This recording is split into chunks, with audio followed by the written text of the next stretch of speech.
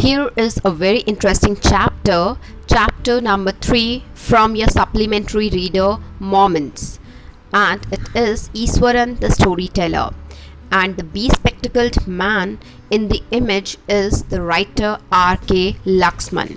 He hailed from Karnataka. Mr. R.K. Laxman was a very famous cartoonist and a storyteller. He had also contributed in one of the famous TV serials Malgudi Days. His cartoons in newspapers were also quite popular. Before we dive deep into the story, let's read the extract given here. One night, Mahendra woke up from his sleep and saw a dark cloudy form, cloudy that appears like clouds. He broke out into a cold sweat. He got afraid. Was it a ghost? Ghost is the spirit of a dead person. Let's read the story and find it out what Mahendra had actually seen. The story was narrated to Ganesh by a young man, Mahendra by name. So two people are introduced here. Which story is talked about? One which we are going to read. This story was told by a person named Mahendra to Ganesh. Ganesh might be his friend, might be some known to. He was, now the word he refers to, Mahendra, was a junior supervisor in a firm which offered on hire supervisors at various types of construction sites. So basically his job was to move from one construction site to the other construction site. And these construction sites included factories, bridges, dams, and so on. We very well know the job of a supervisor, and it is to keep an eye, to watch, to keep on observing. Similarly, we get to know here Mahendra's job was to keep an eye on the activities at the work site.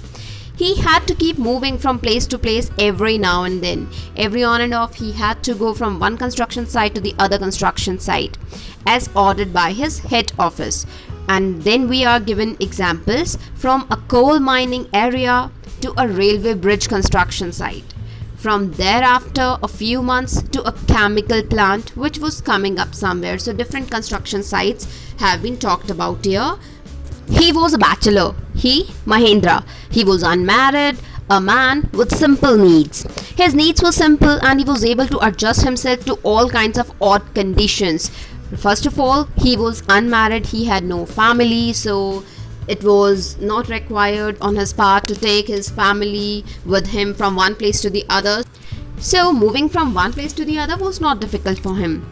All kinds of odd set conditions, odd unfavorable conditions, whether it was an ill-equipped circuit house or a makeshift canvas tent in the middle of a stone quarry, makeshift temporary canvas tent in the middle of a stone quarry.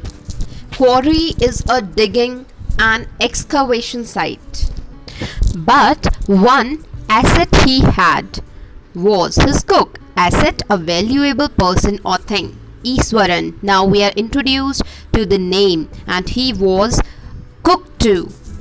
The cook was quite attached to Mahendra and followed him uncomplainingly without any complaint wherever he was posted. Mahendra was posted. He cooked for Mahendra, washed his clothes, and chatted away with his master at night. So he would do everything for his master, would do all his household chores. He would would frame endless stories and anecdotes on varied subjects, different subjects. Iswaran also had an amazing capacity to produce vegetables and cooking ingredients seemingly out of nowhere in the middle of a desolate landscape with no shops visible for miles around. So we can say that he had never give up spirit and could produce the required materials somehow. Now, desolate is forlorn, lonely, a place where no one lives.